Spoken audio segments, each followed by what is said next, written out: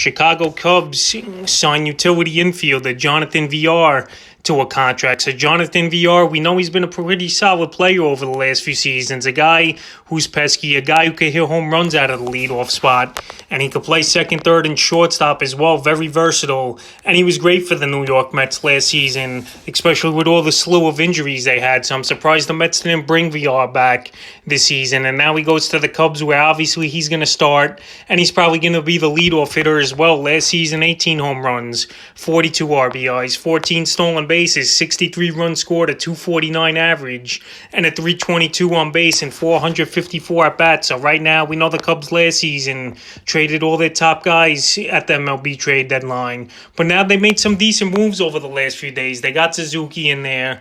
They got Johnathan Villlar. They signed a couple relievers and starters up. I know they weren't great guys, back-end type of players, but veterans. So this Cub team, they're trying to compete a little bit this season, even though, like I mentioned, last year they blew it up, and they're trying to see what they could do with some of these guys. Some decent, gritty guys on their roster. I don't think they're going to make the playoffs or anything like that, but Johnathan Villlar is a definite professional and a guy I would target in fantasy leagues because, like I mentioned, he's definitely going to start.